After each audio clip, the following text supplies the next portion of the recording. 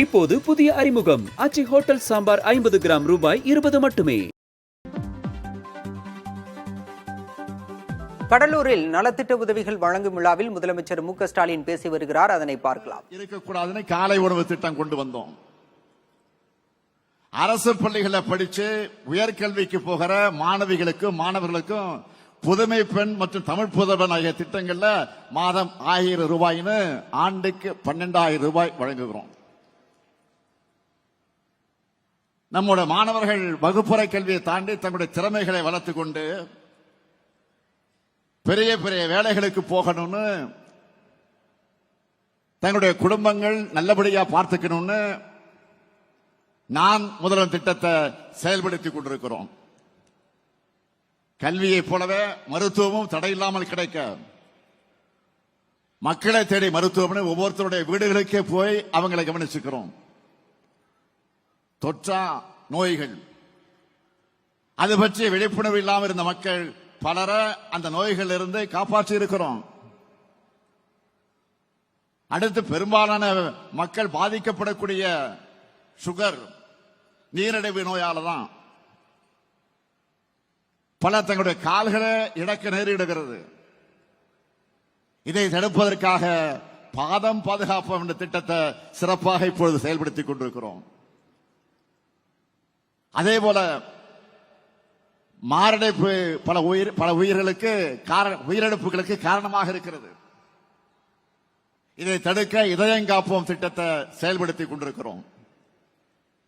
விபத்து ஏற்பட்டா முதல் 48 மணி நேர சிகிச்சைக்கான செலவை அரசு ஏற்றுக்கக்கூடிய வகையில் இன்னுயிர் காப்போம் நம்மை காக்கும் 48 திட்டத்தின் மூலமா பல ஆயிரம் உயிர்களை காப்பாற்றிக் கொண்டிருக்கிறோம்.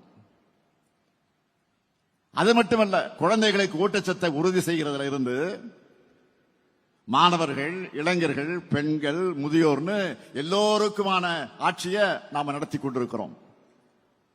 அதனாலதான் நான் நெஞ்சு நிமிர்த்தி சொல்றேன், இந்தியாவுக்கே முன்மாதிரியான அரசு நம்முடைய திராவிட மாடல் அரசு. நான் இன்னும் கூட சொல்றேன், சவாலாகவே சொல்றேன், இந்தியாவில் வேற எந்த மாநிலத்திலாவது இப்படி ஒவ்வொருத்தருக்கும் பார்த்து பார்த்து செய்கிற அரசு இருக்கா? ஒரு மாநிலம் வளருதுன்னா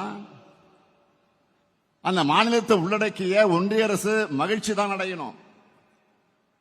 அதுதான் உண்மையான கூட்டாட்சி தத்துவம். மாநிலங்கள் வளர்ந்தா அது மூலமா நாடு வளரும். மாநிலத்தினுடைய வளர்ச்சியால நாடுதான் பயன்பெறும், நாடுதான் பலம் பெறும். ஆனால் இன்றைக்கு ஒன்றியத்தை ஆளக்கூடிய அரசு மாநிலனுடைய வளர்ச்சியை பார்த்து பொறாமைப்படுகிற அரசாக இருக்கு. மாநில வளர்ச்சியை தடுக்கிற அரசாக இருக்கு. ஜிஎஸ்டி மூலமா நம்ம மாநிலத்தோட நிதியினுடைய வளத்தை மொத்தமா கபலீகரம் செஞ்சாங்க. மாநிலங்களுக்கு தர வேண்டிய நிதியை தர மறுக்கிறாங்க.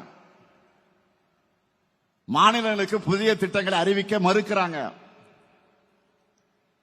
ஒன்றிய அரசு மாநில அரசும் இணைந்து நிறைவேற்ற வேண்டிய திட்டங்களுக்கான தொகையை கூட தர மறுக்கிறாங்க. இது எல்லாத்தையும் சகிச்சுக்கிட்டோம், சமாளிச்சுக்கிட்டும் தான் நாம திட்டங்களை தீட்டி வருகிறோம். அதையும் தாண்டி வளர்ந்து கொண்டிருக்கிறோம். அதுதான் இன்றைக்கு அவங்க கண்ணை உறுத்திக்கிட்டு இருக்கு. அதை தடுக்க பல்வேறு தடைகளை உருவாக்குறாங்க. புதிய புதிய சட்டங்கள் மூலமா சட்டங்களை உருவாக்குறாங்க. தேசிய கல்விக் கொள்கை என்ற பெயர்ல நம்ம பிள்ளைகள் படிச்சு முன்னேறுவதை தடுக்க பார்க்கிறாங்க. படிக்க கூடாது, பள்ளிக்கூடங்களை மிதிக்க கூடாது, வேலைகளை அடையக்கூடாதுன்னு 100 ஆண்டுகளுக்கு முன்னால வரைக்கும் நம்ம மக்கள் ஒதுக்கப்பட்டாங்க.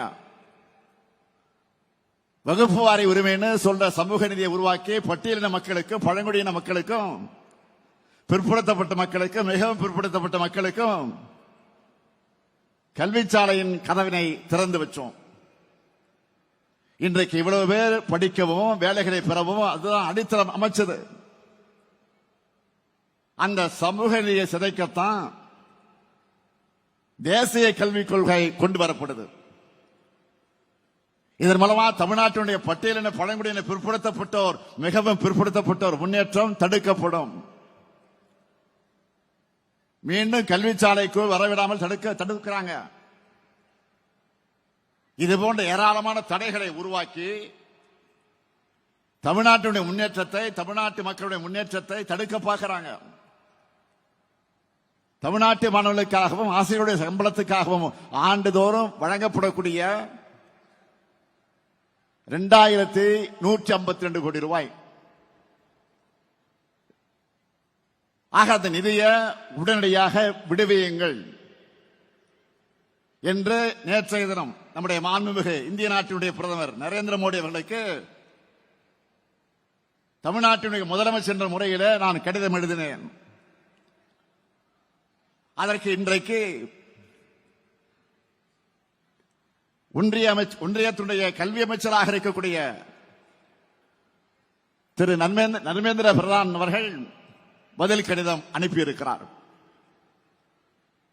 அதில் அவர் என்ன சொல்லுகிறார்? கல்வியில அரசியல் செய்ய வேண்டாம்னு அறிவுரை சொல்கிறார். நான் கேட்கிறேன், கல்வியில் அரசியல் செய்கிறது நீங்களா நாங்களா? மும்மொழி கொள்கை ஏத்துக்கிட்டாதான் கல்வித்துறைக்கு தர வேண்டிய நிதியை தருவோம்னு பிளாக்மெயில் பண்றதுக்கு பேர் என்ன? அரசியல் இல்லையா? கல்விக் கொள்கை என்ற பேர்ல இந்தியை திணிக்கிறது அரசியல் இல்லையா? பல மொழிகள் கொண்ட இந்திய நாட்டை ஒரு மொழி நாடா மாத்துறது அரசியல் இல்லையா? பல்வேறு மொழி பேச இன மக்கள் வாழக்கூடிய நாட்டை ஒற்றை இன நாடா மாத்த நினைக்கிறது அரசியல் இல்லையா? ஒரு திட்டத்துக்கான நிதியை இன்னொரு திட்டத்தை ஏத்துக்கிறதுக்கான நிபந்தனையா மாத்துறது அரசியல் இல்லையா? நீங்கள் செய்கிறது அரசியலா இல்லையா என்பதை நீங்கள் சிந்திச்சு பார்க்கணும். ஆக அரசியல் செய்வது நீங்களா நாங்களா? மக்கள் நல திட்டங்களுக்காக அரசோட நிதியை செலவு பண்றவங்க நாங்க,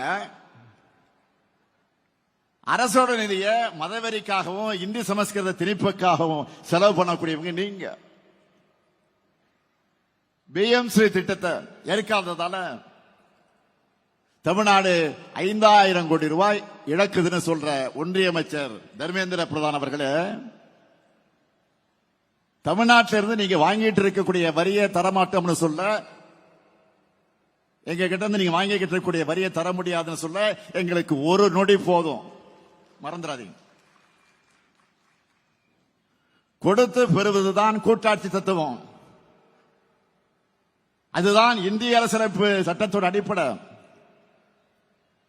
அதை கூட புரிஞ்சிக்காதவங்க ஒன்றியத்தை ஆள்றதுதான் இந்தியாவுக்கு மிகப்பெரிய சாபக்கேடு. தேசிய கல்விக் கொள்கை என்பது கல்வியை வளர்க்கிறதுக்காக கொண்டு வரப்படல, இந்திய வளர்க்க கொண்டு வரப்பட்டிருக்கு. நேரடியா திணிச்சா எதிர்ப்பாங்கன்னு கல்விக் கொள்கை மூலமா முலாம் பூசி திணிக்கிறாங்க. தாய்மொழியை வளர்க்க போறதா ஒன்றிய அமைச்சர் சொல்றார். மாண்புமிகு தர்மேந்திர பிரதான் அவர்களே, தாய்மொழி தமிழை வளர்க்க எங்களுக்கு தெரியும். இந்தி மொழியால தங்களுடைய தாய்மொழிகளை தொலைச்சிட்டு நிக்கிறவங்க கிட்ட கேளுங்க. உங்க சதித்திட்டத்தோட ஆபத்து புரியும். நீங்க வந்துதான் வளர்ப்பீங்கன்னு தமிழ் உங்ககிட்ட கையேந்து நிக்கல. ஒன்றிய அரசுக்கு நான் கடுமையான எச்சரிக்கை விடுக்கிறேன். தேன் கூட்டுல கல் எறியாதீங்க. தமிழர்களோட தனித்துவமான குணத்தை மறுபடியும் பார்க்கணும்னு ஆசைப்படாதீங்க. தமிழுக்கும் தமிழ்நாட்டுக்கும் தமிழத்துக்கு எதிரான எந்த செயல்பாடுகளும் நான் இருக்கிற வரைக்கும், திமுக இருக்கிற வரைக்கும், இந்த முத்துவேல் கருணாநிதி ஸ்டாலின் இருக்கிற வரைக்கும் இந்த மண்ணுக்குள் வர முடியாது. நம்ம திராவிட மாடல் அரசை பொறுத்த வரைக்கும் மக்கள் முன்னேற்றம் ஒரு பக்கம், நான் அதுக்கான தடைகளை உடைப்பதை இன்னொரு பக்கம்னு இரு பாதை பாய்ச்சலை இன்றைய தமிழ்நாடு அரசு நடத்தி கொண்டு வருது. இது போன்ற தடைகள் எங்களுக்கு புதுசல்ல. தடைகள் எந்த பக்கம் இருந்து வந்தாலும் அதை உடனே பழகினவங்க நாங்க என்பதால் வெற்றி பாதையை தொடர்கிறோம். மக்களான உங்களுடைய ஆதரவால வெற்றி என்றென்றும் தொடரும் தொடரும் தொடரும் என்று கூறி விடைபெறுகிறேன். நன்றி, வணக்கம். சமூக நீதி காக்கும் தலைவர். கல்வியில் அரசியல் செய்வது நீங்களா இல்லை நாங்களா என மத்திய கல்வி அமைச்சர் தர்மேந்திர பிரதானுக்கு முதலமைச்சர் மு.க.ஸ்டாலின் கேள்வி எழுப்பியிருக்கிறார். மேலும் பல்வேறு விஷயங்கள் குறித்து முதலமைச்சர் மு.க.ஸ்டாலின் கடலூரில் நடைபெற்ற நலத்திட்ட உதவிகள் வழங்கும் விழாவில் பேசியிருக்கிறார். விவரங்களை பின்னர் வரும் செய்தி தொகுப்பில் பார்க்கலாம்.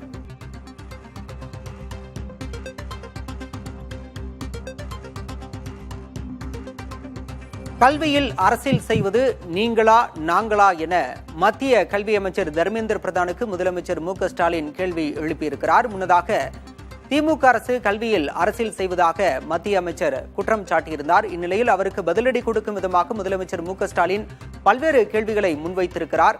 அதில் மும்மொழி கொள்கையை மூலம் இந்தியை திணிப்பது அரசியல் இல்லையா என்று கேட்டிருக்கிறார். அதேபோல மும்மொழி கொள்கையை ஏற்றால்தான் நிதியை விடுவிப்போம் என்று மிரட்டுவது அரசியல் ஆகாதா என்றும் பல்வேறு கேள்விகளை மத்திய அமைச்சரை நோக்கி எழுப்பியிருக்கிறார்.